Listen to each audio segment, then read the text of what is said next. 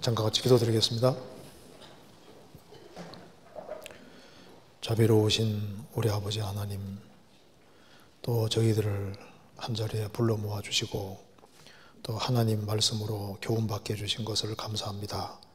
이 시간 주 성령께서 함께 해주시고 또 평상시에 궁금하게 생각되는 의문들을 하나님 말씀으로 생각해 보려고 합니다.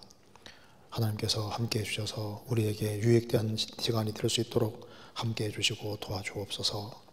또 이곳에 참석하지 못한 형제자매들 어디든지 주님께서 지켜주시고 도와주옵소서. 오늘 모든 시종 도와주시기를 간절히 의지하오며 우리 구주 예수 그리스도 이름으로 기도하옵나이다. 아멘. 오늘 첫 질문부터 굉장히 긴데요. 제가 먼저 한번 질문을 좀 읽어보겠습니다. 안녕하세요. 저는 어렸을 때부터 몸이 타고나기를 약하고 잔병 치레가 많고 병원 생활을 오래 하곤 했습니다. 그러다 보니 자연스럽게 성격도 병적으로 신경질적이고 화병, 우울증도 동반하고 있습니다. 이런 환경 때문에 교회에서도 주변에 남는 사람은 하나도 없습니다. 온갖 상담과 약 처방은 도움이 된 적도 없었기에 늘 말씀과 간절한 기도로 간신히 내면을 붙잡고 있습니다. 15년간 늘 해왔던 기도 내용은 같습니다. 아프고 외롭다고, 자매들과 깊은 교제를 하고 싶어도 포용적이고 온화하지 못해서 교회의 자매님들을 위로도 못해주고 체력이 약하고 아파서 봉사를 하고 싶어도 누워있기만 하고 타고난 성품도 좋지 못해 주변에 아무도 없고 외로워서 마음으로 짓는 죄가 괴롭다고 원망하는 토로 기도하면서 하나님이 안 이루어 주실까봐 한나처럼 간절히 기도했습니다. 하지만 나중에 보니 바울 사도도 육체에 가시가 있음에도 불구하고 내 은혜가 내게 조카 도달하는 말씀과 고난을 견디었다는 말씀을 보았습니다. 제 오랜 기도가 응답되지 않는 것은 원망하지 말고 그것을 그리스도의 영광으로 돌리라는 뜻인 걸까요? 아니면 그냥 개인적인 소원이라 주님은 저를 고쳐주시지 않는 걸까요? 하나님의 크나큰 능력과 계획을 믿지만 장기간의 투병과 우울증이 너무나 제 마음과 육체를 괴롭혀서 요즘은 매분 매 초마다 욱하는 감정과 눈물로 하루를 보냅니다. 제가 몸도 마음도 건강해지면 그만큼 마음으로 원망하거나 신경질내는 죄도 줄고 교회에서 봉사도 할 수 있으니 하나님께도 좋은 기도일 텐데 왜 이렇게 오래 안 이루어주는지 궁금하면서도 원통합니다. 몸도 마음도 건강해서 활기가 돌고 주변에 사람들이 많은 형제자매님들을 보면 괜시리 부럽다가도 믿고 제 인생은 마치 저주받은 것 같습니다. 저분들은 상금을 쌓을 수 있는 달란트를 더 많이 받은 것 같아서요.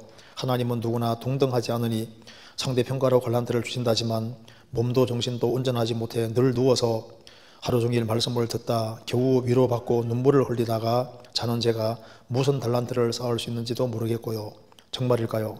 성경에는 육체의 약함을 영광으로 돌린 인물은 많지만 저에게는 해당되지 않습니다. 장기간의 아픔이 원망이 된 것을 아셨기에 하나님이 내 마음과 몸을 고쳐주지 않는 걸까요? 안정제에 의지하다 상담도 받아보았지만 세상의 방법으로는 답을 찾을 수 없었기에 지푸라기로 담는 심정으로 긴 질문을 올려봅니다. 질문이 길죠. 그리고 참 마음을 너무 잘 담고 있습니다. 이런 질문은 우리가 답해 줄 수 있는 문제가 아니라고 생각이 듭니다. 그런데 질병에 관계되는 것은 물론 의사들이 더 잘 알고 예수님께서도 건강한 자에게는 의원이 쓸데없고 병든 자에게 쓸데있느니라. 병든 자에게는 의사가 필요하다고 했습니다.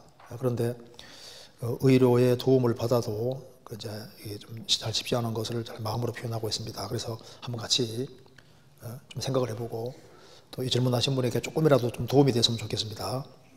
제가 다시 한번 읽어보겠습니다. 안녕하세요. 저는 어렸을 때부터 몸이 타고나기를 약하고 잔병 치레가 많고 병원 생활을 오래 하곤 했습니다. 자, 어릴 때부터 타고나기를 약하고 이 말대로 태생적으로 체질적으로 약하게 태어나는 사람이 있습니다. 그래서 여기 말한 대로 잔병 치레가 많고 병원 생활을 오래 하곤 했습니다. 태어날 때부터 건강한 사람도 있고 이번처럼 병약한 사람도 있습니다. 태어날 때부터 소경으로 나는 사람도 있잖아요. 날 때부터 소경된 사람, 날 때부터 안정병기로 난 사람도 성경에 나옵니다. 날 때부터 불구도 나올 수도 있고, 또 날 때부터 정박으로 태어나는 경우도 있고, 또 이제 살아가면서도 어떤 질병을 얻은 경우도 있잖아요.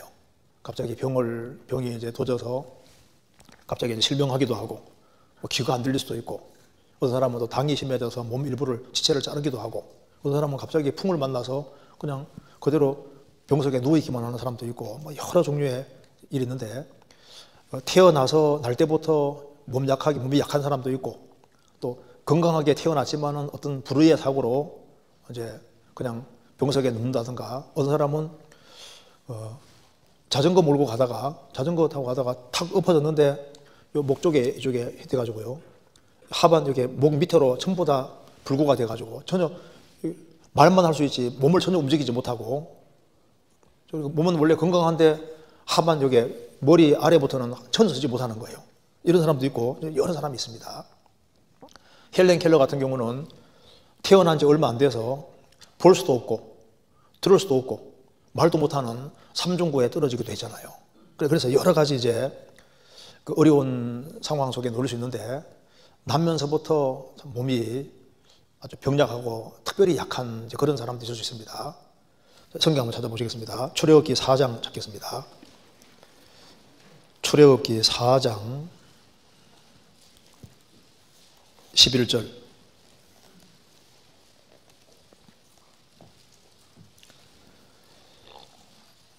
4장 11절. 여호와께서 그에게 이르시되 누가 사람의 입을 지었느뇨? 누가 벙어리나 귀머거리나 눈 밝은 자나 소경이 되게 하였느뇨? 나 여호와가 아니뇨? 이걸 보면은 어떤 경우든 간에 하나님이 만드셨기 때문에 그 자존감이라는 것이 꼭 필요합니다. 그러니까 병약하게 태어났든 건강하게 태어났든 어떤 환경 속에 어떤 상황 속에 태어났다 할지라도 하나님이 나를 만드셨다는 그 자존감이 꼭 필요합니다. 여기 말씀하기를 누가 사람의 입을 지었느뇨? 누가 벙어리나 기머거리나 눈 밝은 자나 소경이 되게 하였느뇨? 나 여호와가 아니뇨? 그러니까 태생적으로 소경도 있고 벙어리가 있고 기머거리가 될 수도 있고, 또 살아가면서도 그런 일이 생길 수 있잖아요.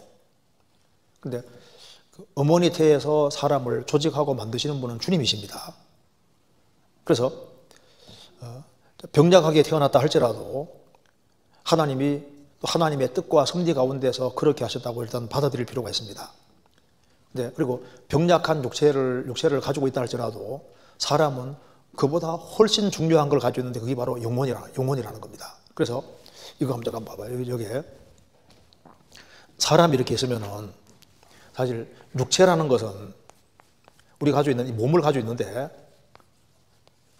몸보다 사람은 하나님 형상이기 때문에 육체보다 훨씬 중요하고 큰 영혼이라는 것이 있습니다. 영혼은 얼마나 큰지 사람이 가히 상상할 수가 없습니다. 그래서 육체보다 영혼은 훨씬 크고, 그러니까 이제 외적인 상황이라든가 이런 모든 것보다 이거보다 훨씬 더 상상할 수 없이 훨씬 큰 것이 영혼이라는 거예요. 영혼. 그래서 지금 많은 현대인들이 자꾸 생각할 때 육체를 가지고 모든 것을 생각하는 그런 경향이 있는데 아니에요. 육체보다 1000배, 10,000배, 억배 훨씬 중요한 것이 영혼이고, 영혼은 상상할 수 없이 큽니다. 그래서 성경은 말씀하기를 외적인 환경이 어떠하든 간에 그거보다 어마어마하게 큰 영혼을 가지고 있다는 사실을 성경은 계속 강조하기 때문에, 예를 들어서 아버지가 우상 숭배했다. 그러면 아버지가 우상 숭배하게 나는 우상 숭배할 수밖에 없었다. 그게 성경이 아니라고 얘기를 하고 있습니다. 아버지 우상 숭배하는데 아들 하면 그대로 심판을 받잖아요. 그러니까 외적인 환경은 다 부차적인 것이라고 얘기를 하고 있습니다. 그래서 외적인 질병보다 문제는 내적인 장애가 훨씬 더 중요한 문제가 되는 겁니다. 그래서 왜냐하면은 사람은 영혼 때문에 외적인 모든 환경을 영혼을 얼만큼 그러니까 크게 보느냐에 따라서 거기에서 어떤 외적인 환경을 탈출할 수도 있고 그렇지 않을 수도 있거든요.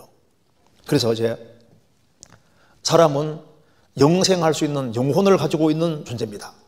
영혼. 그래서 여기에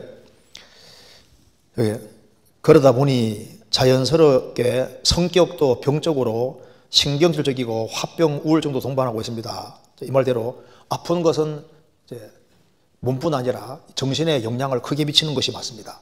외적인 환경이 영향을 미친다는 말이 맞는 거예요. 그러니까 여기에 사람은 몸뿐 아니라 몸보다 상상도 할 수 없는 큰 영혼을 가지고 있는데 이제 몸에 어떤 이렇게 여러 가지 어려운 것들이 주어지고 하고 환경적인 외적인 환경이 이렇게 주어지면은 외적인 환경 때문에 이쪽이 영향을 받게 되는 거예요. 영혼이 영향을 받게 됩니다. 그래서 이제 영혼이 영향을 이렇게 받게 돼가지고 영혼이 이렇게 파괴될 수 있거든요. 심리적으로 타격받고 영혼이 타격을 받게 될 수 있는데 그래서 여기에 이제 아픈 것이 계속 되다 보니까 빨리 안 낫고 하니까 자연스럽게 성격도 병적으로 신경적이고 화병, 우울증도 동반하고 있습니다. 그러니까 아픈 것이 정신에 영향을 크게 미쳤다 그 말입니다. 그런데 성경에 뭐라 그랬습니까?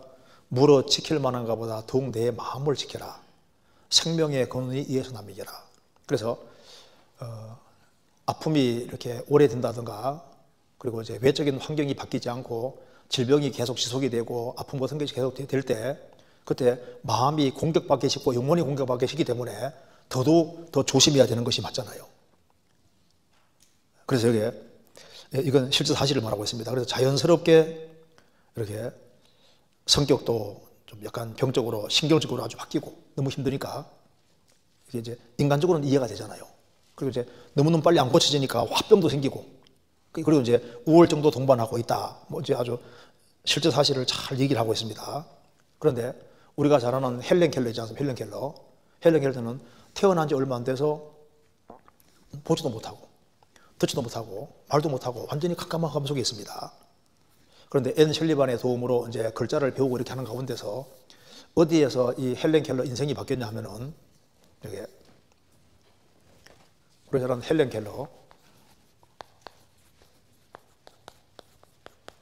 켈러가 어디에서 마음이 바뀌었냐면요. 이게 데카르트라는 사람 아시죠? 데카르트.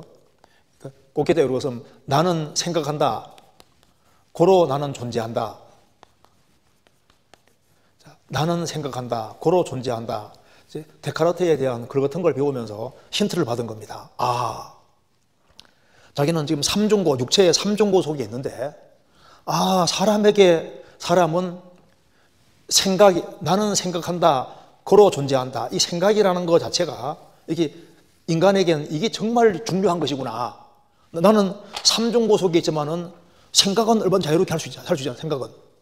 생각한다, 고로 존재한다. 그래서 아, 사람은 육체보다 훨씬 더 중요한 영혼이라는 것이 있고 생각이 그 사람의 실제다. 생각이 몸보다 생각이 더 실제라는 것을 깨닫고 그때부터 근심이 사라졌다고 얘기를 하고 있거든요. 그러면서 이제 헬렌 켈러가 한 얘기한 중에 제가 몇 개 읽어드리겠습니다. 헬렌 켈러가 한 얘기입니다. 장애는 불편하지만 불행한 것은 아니다. 장애가 있으니까 불편하잖아요. 불편하지만은 그런데 장애가 있다는 것이 불행은 아니다. 불행은 아니다. 그 말입니다. 또 얘기하기를 절대 고개를 떨구지 말라. 고개를 치켜들고 세상을 똑바로 보라. 또 한 가지는 세상은 고통으로 가득하지만 또 그것을 극복하는 사람들로도 가득하다. 세상은 고통이 가득하지만 세상에는 글 같은 걸 보시면 장애라든가 그런 고통을 많이 겪었지만은 그걸 극복한 사람들에 대한 얘기로도 가득하잖아요. 그래서 세상에서 가장 불쌍한 사람은 시력은 있지만 비전이 없는 사람이다. 본인은 보지 못하지만은 비전을 가지고 있다 그 말입니다. 헬렌 켈러가 한 얘기거든요. 그러니까 이제 육체보다 훨씬 상상할 수도 없이 없는 큰 영혼을 인간이 가지고 있다는 걸 생각해야 되고 그래서 영혼과 생각이 이것이 육체보다 훨씬 크고 중요한 거예요. 사람의 됨되면은 어떤 사람은 참 그 몸이 이제 불구가 되기도 하고 그렇게 하지만은 정신이 아주 건전하고 온전한 사람이잖아요. 그러니까 아주 훌륭한 사람입니다. 그 사람은 사진은 멀쩡한데 생각이 삐뚤고 잘못된 사람은 잘못된 사람인 거예요. 그래서 이런 환경 때문에 교회에서도 주변에 남는 사람이 하나도 없습니다. 그래서 이제 내 상태를 이해를 못하고 하는 사람들이 생기고 하니까 이제 외톨이 심정을 지금 잘 표현하고 있습니다.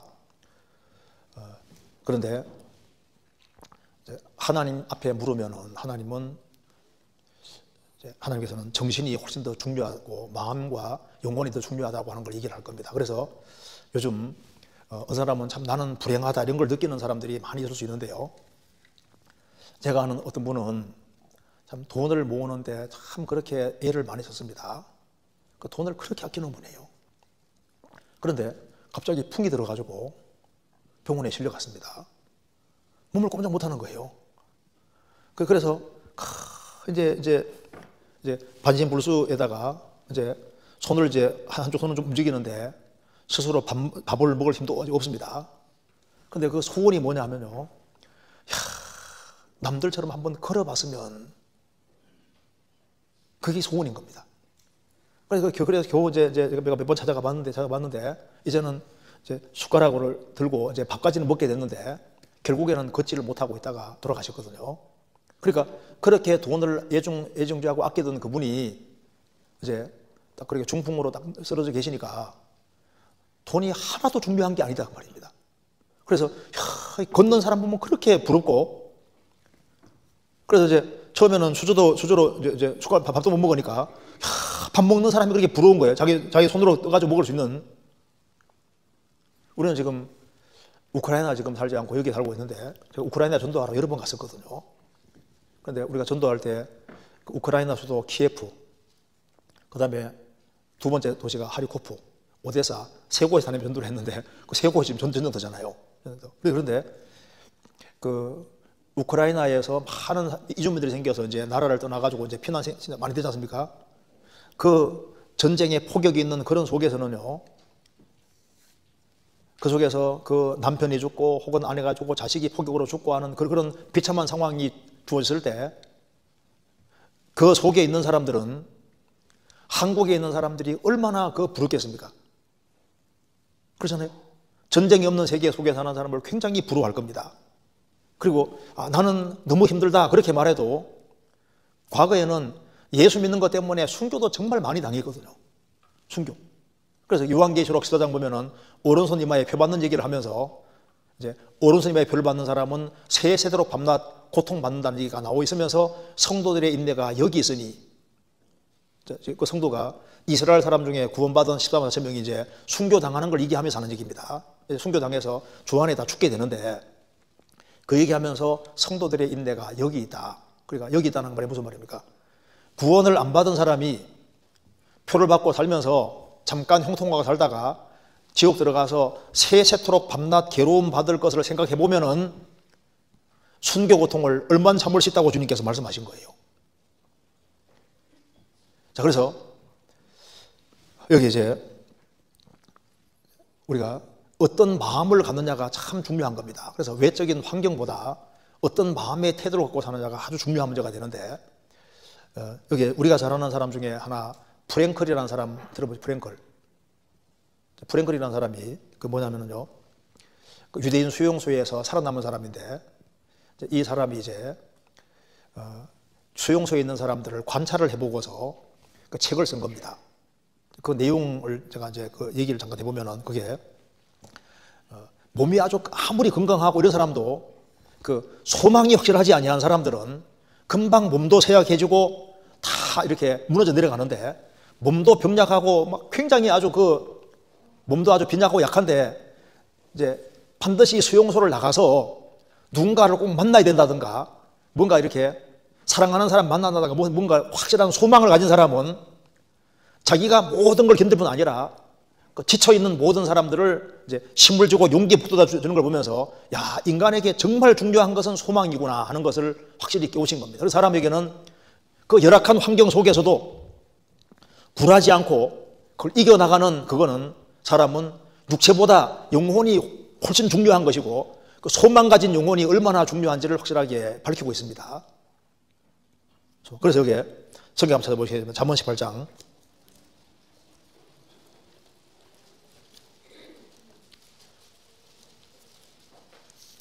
18장 14절.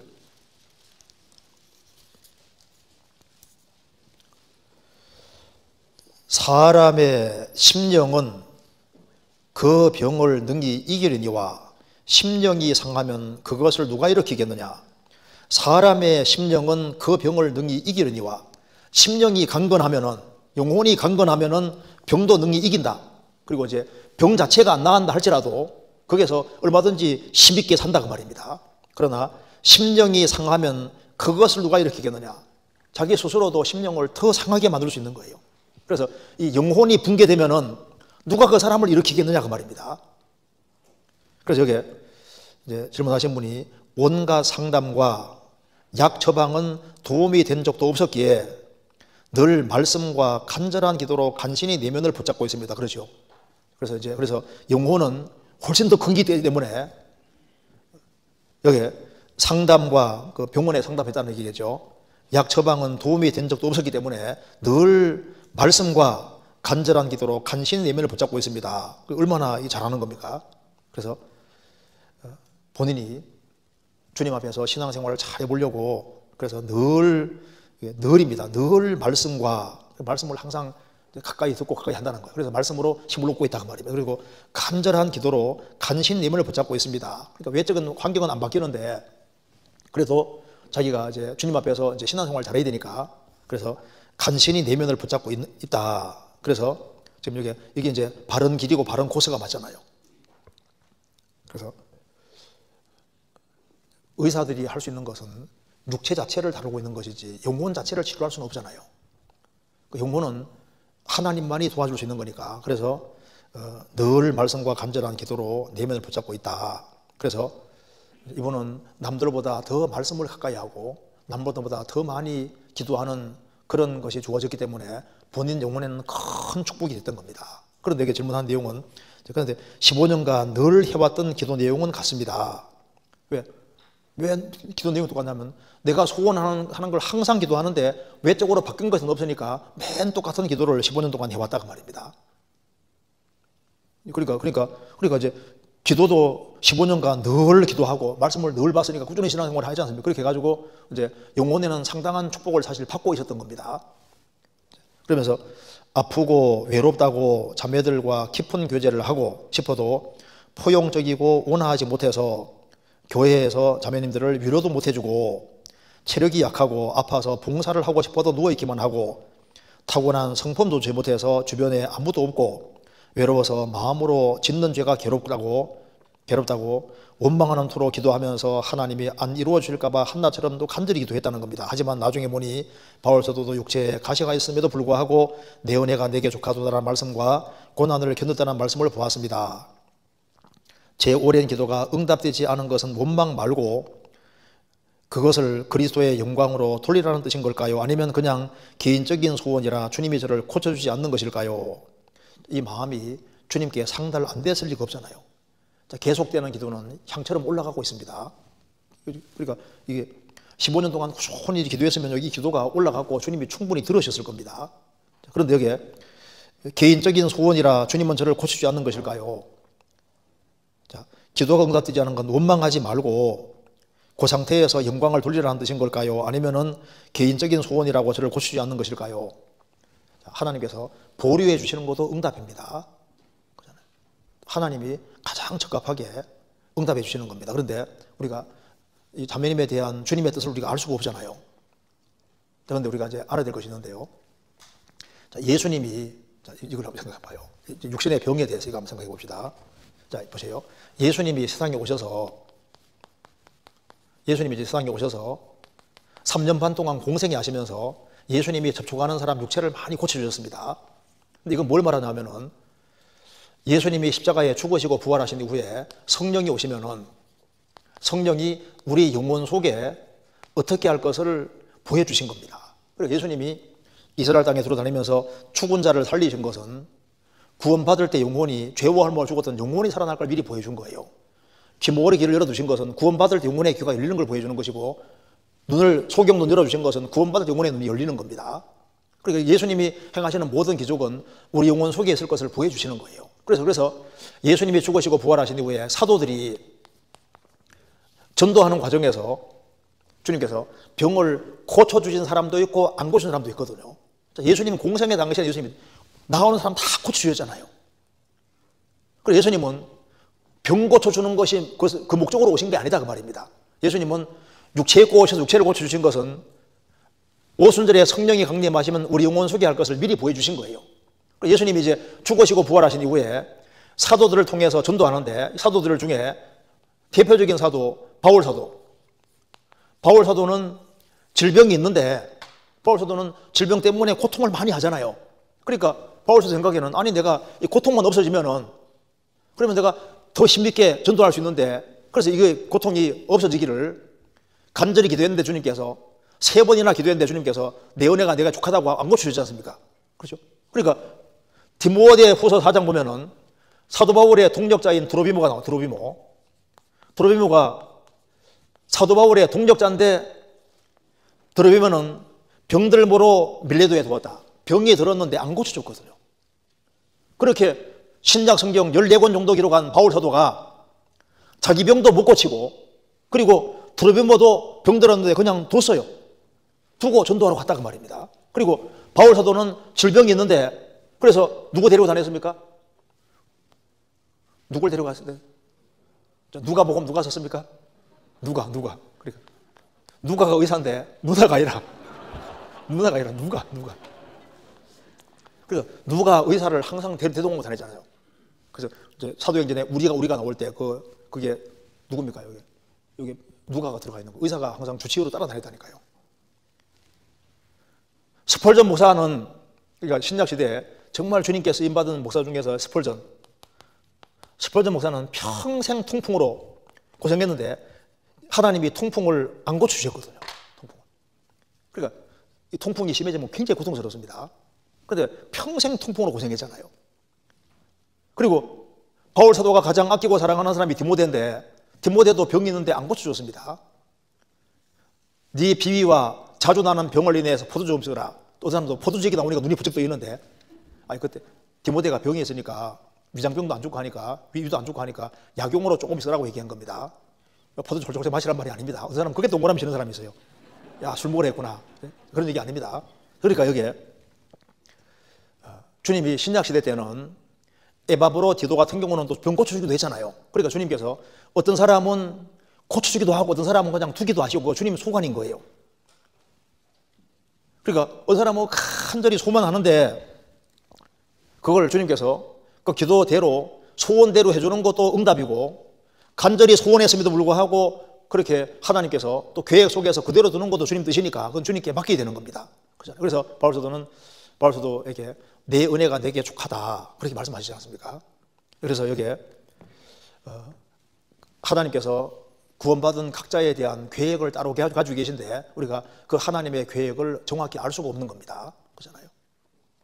그런데 하나님께서 그 간절한 소원과 기도를 들었다는 건 틀림없는 사실이거든요. 그 다음에 그래서 여기에 하나님의 크다 큰 능력과 계획을 믿지만 장기간의 투병과 우울증이 너무나 제 마음과 육체를 괴롭혀서 요즘은 매분 몇 초마다 욱하는 감정과 눈물로 하루를 보냅니다. 제가 몸도 마음도 건강해지면 그만큼 마음으로 원망하거나 신경질 내는 죄도 줄고 교회에서 봉사할 수 있으니 하나님께도 좋은 기도일 텐데 왜 이렇게 오래 안 이루어 주시는지 궁금하면서도 원통합니다. 이 마음 이제 실제 마음을 잘 표현을 하고 있습니다. 정말 그럴 겁니다. 어떤 사람은 이제 뭐 그런 가지고 그러냐 하는 게 아니고 실제이지 않습니까? 실제 이제 이런 상황 속에 들어가면은 이제 이런 마음이 나타나는 것 자체가 이게 사실인 얘기입니다. 어떤 사람이 이제 자식 문제 때문에 고민하면요, 아이고 자매 믿어 못다고 그런 말 함부로 하는 게 아닙니다. 자기가 사춘기 시절에 자식이 말썽 부리고 그렇게 하면요, 어머니 그 마음이 막 찢어지고 하는데 그거 뭐 믿음이 아무리 좋아도 상상할 수 없는 고통 속에 떨어지는 것이 맞는 거예요.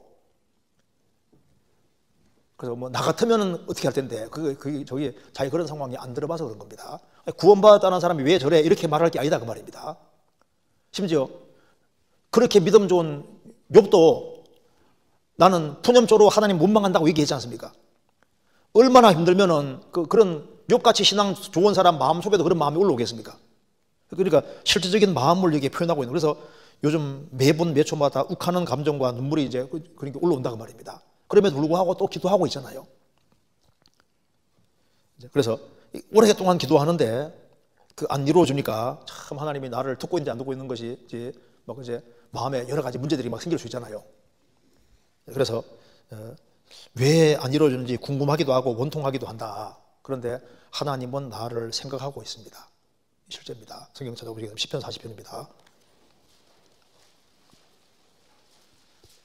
시편 40편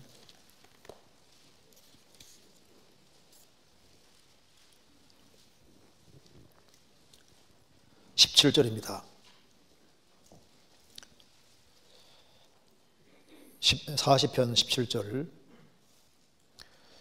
나는 가난하고 궁핍하오나 주께서는 나를 생각하시오니 주는 나의 도움이시오 건지시는 자시라.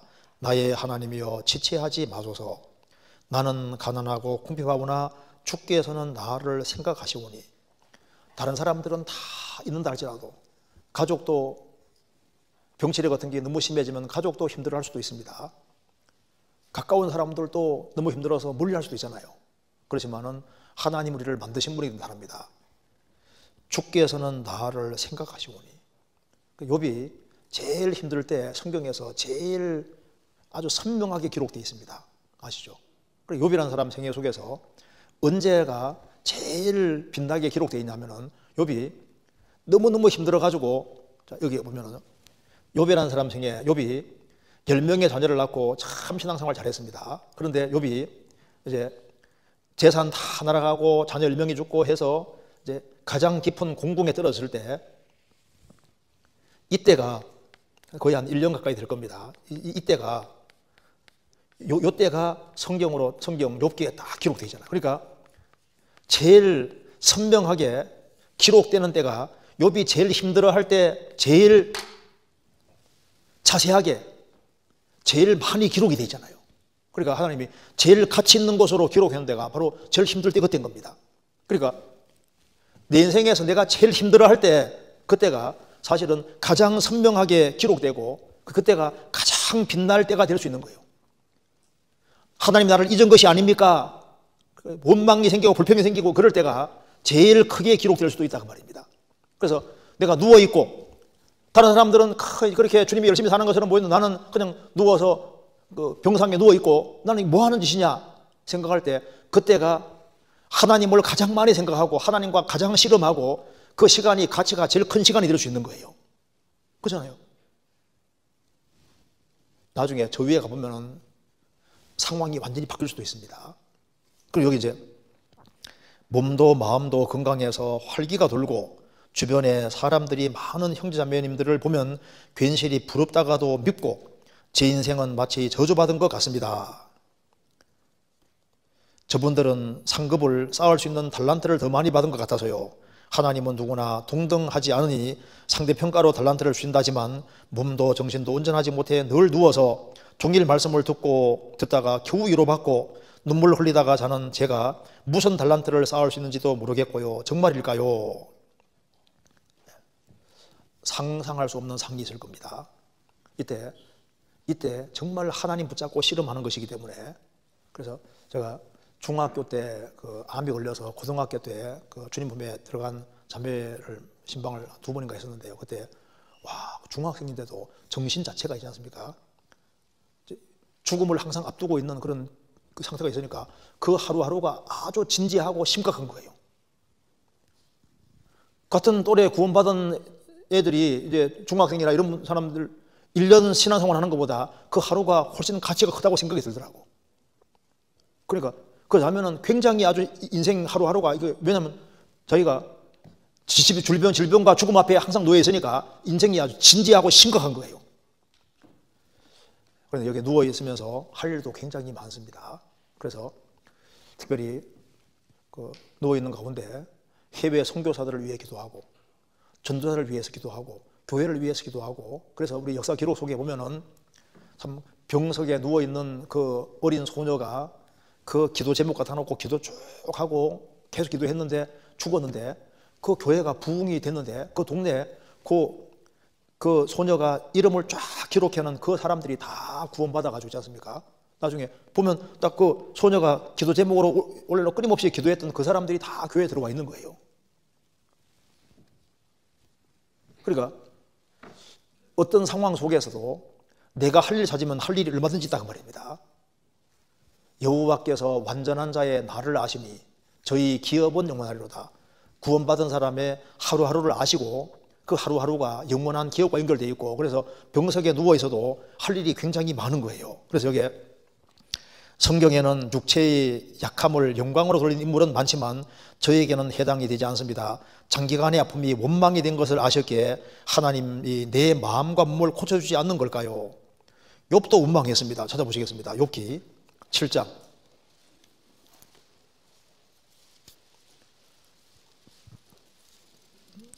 7장 11절.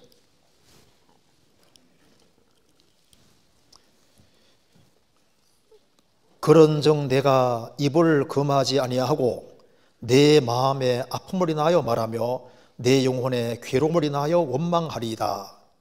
내가 바다니까 용이니까 주께서 어찌하여 나를 지키시나이까. 욥이 너무 힘드니까 말을 안 하고는 답답해서 힘들 수가 없는 거예요. 그러니까 내 입을 금하지 아니하고 내 마음의 아픔을 인하여 말하며 내 영혼의 괴로움을 인하여 원망하리이다. 푸념이 계속 나온다고 말입니다. 하나님, 내가 바다니까 이렇게 작은 인생에게 이렇게 큰 시련을 주시면 어떻게 합니까? 그 말인 거예요. 바다야 크지만은 인생은 얼마나 작은 장냐 그 말입니다. 이렇게 조그마한 인생에게 이렇게 큰 과도한 짐을 지우고 이렇게 큰 시련 주시면 어떻게 하는 겁니까? 그 말인 거예요. 그리고 내가 용이니까, 용은 강하잖아요. 욥기 41장 그 이하에 보면은 용은 얼마나 강한지 막 작사를 던지고 활을 쏘고 창을 던지고 해도 상처가 안 생기는 거예요. 용이야 강하지만은 내가 용이라도 된다는 말입니까? 연약한 살과 뼈를 가진 인생에게 이렇게 큰 고통 주면 어떻게 합니까? 몸 전체가 병들어 있고 구더기들이 막 기어다니는 상황이고 하니까 내가 그렇게 강하게라도 한 존재라고 생각하십니까? 이렇게 절규하는 그런 마음으로 얘기하고 있는 겁니다. 솔직한 마음이거든요. 욥도 푸념을 들어놓았습니다. 근데 이것이 원망이 아니고 그 중심 깊숙한 곳에 때를 쓰는 거예요. 투정을 부리고 있는 겁니다. 하나님 욥을 축복해 주셨습니다. 우리가 잘 아는 환희 제이 크로스비, 그 여자분은 우리나라 찬송가에도 환희 제이 크로스비에 대한 찬송이 굉장히 많습니다. 그 중에 예를 들면은 예수로 나의 구주 삼고 성령과 피로서 거듭나니, 이것도 환희 제이 크로스비가 지은 거잖아요. 예수, 노래를 못하니까 예수께로 가면 나는 기뻐요. 그것도 환희 제이 크로스비가 한 겁니다. 나의 갈 길 다가도록 예수 인도하시니, 그것도 환희 제이 크로스비가 썼고, 그러니까 그렇게 굉장히 많습니다. 나의 영원하신 기업 생명보다 귀하다, 환희 제이 크로스비가 쓴 것이 굉장히 많은데, 이제 그 여자는요, 그분이 이제 정말 훌륭한 크리스찬이었는데 태어난 지 얼마 안 돼서 6개월 지나서 돌팔이 의사 때문에 실명이 돼 버린 거예요. 의사를 잘못 만나서 6개월 만에, 태어난 6개월 만에 실명이 된 겁니다. 그래서 95살까지 평생 맹인으로 살았거든요. 그런데 그 환희 제이 크로스비가 정말 그 확실한 신앙을 가지고 인생 살아가면서 그 많은 슬픔과 고통을 겪었지만은 불평하지 않고 정말 찬송하고 살았습니다. 그래서 여기에 이제 그녀가 얘기한 것 중에 제가 한 군데 읽어드리겠습니다. 이제 페니가 이제 9살 됐을 때 이런 시를 썼다는 겁니다. 오, 나는 얼마나 행복한 사람인가. 내가 비록 세상을 볼 수는 없지만은 나는 세상에서 만족하면서 살기로 다짐했다오. 다른 사람들이 누리지 못하는 행복을 나는 얼마나 많이 누리고 있는가. 다른 사람들은 울기도 하고 한숨 드지만 나는 그렇게 할 수도 없고 그렇게 하지도 않을 것이라고. 9살 됐을 때 마음의 결심을 딱 굳힌 겁니다. 내가 비록 세상은 못 보지만은 나는 세상에서 만족하며 살기로 다짐했다. 9살짜리가 다짐했다 그 말입니다. 그리고 나는 세상 사람처럼 한숨 짓지 않고 살 것이다. 그렇게 해서 그리스도에 대한 확실한 신앙 때문에 그는 끝까지 감사하면서 일생을 살았습니다. 그래서 얼마나 주님 앞에 귀하게 쓰임 받았습니까? 그러니까 결심이라는 게 참 중요한 거예요. 그래서 여기에 안정제에 의지하다가 상담도 받아보았지만은 세상의 방법으로 답을 찾을 수 없었기에 찌푸라기라도 잡는 심정으로 긴 질문을 봅니다. 그래서 항상 기쁘다고 안 했습니다. 항상 기뻐하라고 했잖아요. 범사에 감사하다가 아닙니다. 감사하지 못할 상황 속에서도 감사를 잡고 감사하라고 했습니다. 그리고 하나님이 나를 구원하셨으면 내 몸도 주의 것이고 주님이 책임질 것이기 때문에, 그래서 시편 31편에 너희 모든 성도들아 여호와를 사랑하라, 또 하나가 뭡니까? 강하고 담대하라, 여호와를 바라는 너희들아. 생을 살아가면서 구원을 받은 사람이 생을 살아가는데 중요한 것이 하나님을 사랑하라, 또 하나는 외적인 어려움은 항상 있기 마련이니까 담대하라. 그래서 믿음이 커져야 됩니다. 믿음이. 그래서 방법은 여기에 내가 기도해도 현 상황 자체는 안 바뀐다 할지라도 주님께 계속 기도하면 주님이 영혼을 점점점 키워주세요. 키워주시고, 그리고 이 믿음을 주님께서 키워주시고, 아마 이런 고통을 많이 겪었으면요, 사실 다른 사람보다 훨씬 믿음이 생각보다 아주 굳세고 강해질 수 있을 겁니다. 그리고 이런 어려움을 계속 겪고 있는 그런 것이 있으면 갈등도 많이 하고 주님하고 씨름도 많이 해서 자기는 믿음이 없는 것처럼 보여도 믿음이 훨씬 더 커져 있을 겁니다. 왜? 주님께 훨씬 더 매달리는 시간들이 많았거든요.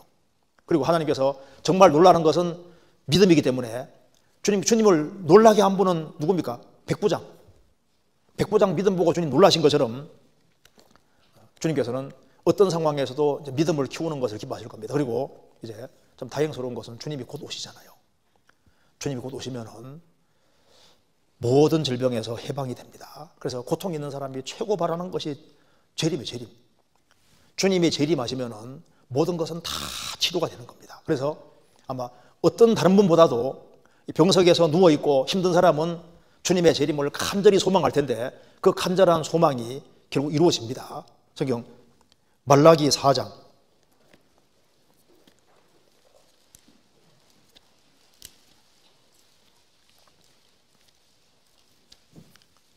말라기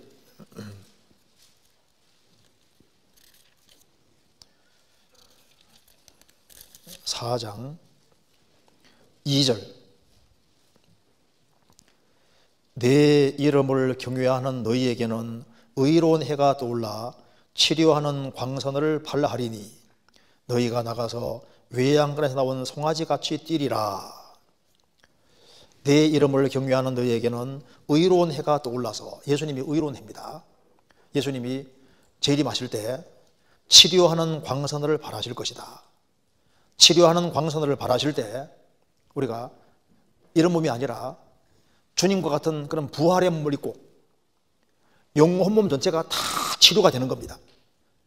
여호와 라파, 여호와는 치료하신 하나님입니다. 그래서 치료하는 광선을 받으리니 너희가 나가서 외양간에서 나온 송아지같이 뛰리라. 그러니까 천국 들어갈 때 너무 좋아서 펄쩍펄쩍 뛸 거다 그 말입니다. 몸까지 완전히 구속이 되는 거니까. 그래서 주님 앞에서는 그날 우리가 이제는 거울로 보는 같이 희미하나 그때는 얼굴을 대해서 볼 것이요 이제는 내가 부분적으로 하나 그때는 주께서 나를 아신 같이 내가 온전히 알리라. 그래서 주님 앞에 설 때는 왜 내게, 왜 하나님 태어나게 하실 때 왜 몸도 약하게 병치레를 그렇게 많이 하게 하셨습니까? 왜 내가 하나님 그렇게 15년 동안 이렇게 오랫동안 기도했는데도 불구하고 왜 주님께서 빨리 안 고쳐주셨습니까? 왜 하나님 이러저러한 상황을 왜 엮어주셨습니까? 자유롭게 뛰어놀지도 못하고 자유롭게 봉사도 못하고 이런 걸 왜 하나님 허락하셨습니까? 물을 때 주님이 모든 것에 대한 의문을 다 풀어주실 겁니다. 그때는 얼굴을 대해서 보고 모든 의문이 다 사라지게 될 겁니다. 그렇기 때문에 주님께서 범사에 감사하라. 범사에 모든 일에 감사하고 하나님이 통치하고 계시고 참새 한 마리도 허락없이 안 떨어집니다. 모든 걸 허락한 속에 있으니까 하나님께 감사하는 마음으로 그리고 영혼을 더 강건하게 만들고 더 강하게 키워야 됩니다. 왜냐하면 이제 몸이 약하고 이렇게 할 때 외적인 환경이 안 좋을 때는 틈이 많이 생기기 때문에 그러니까 이제 이런 자매님 같은 경우는 이게 몸이 안 좋고 하니까 자꾸 이제 병치레 자꾸 하고 하면요 자꾸 이제 아픈 것이 자꾸 좋아지면은 틈이 생겨. 틈이 생기면은 마귀는 뭐 타고 다닌다고요? 틈 타고. 그 마귀가 틈을 타니까 이제 이런 틈이 생기면은 마귀가 공격할 수 있는 길이 많이 열리기 때문에, 그래서 마귀가 명공격을 퍼부어서 뭐라고 퍼부냐면은 하나님 너 사랑 안 해. 그래서 그런 속에서 하나님이 마치 나를 외면하고 있는 것처럼 그렇게 마귀가 공격해서 잘못된 생각을 자꾸 집어넣습니다. 속으면 안 되거든요. 나는 가난하고 공평하오나 주께서는 나를 생각하시오니, 그러면서 영혼을 계속적으로 키워가면서 그렇게 하면은 이제 영혼 속에 주님이 온갖 좋은 것을 계속 넣어주실 겁니다. 그리고 내가 뭘 기도해야 될지, 내가 할 일이 뭔지도 그 속에서 알게 도와주실 겁니다. 이건 요 정도 얘기하고요.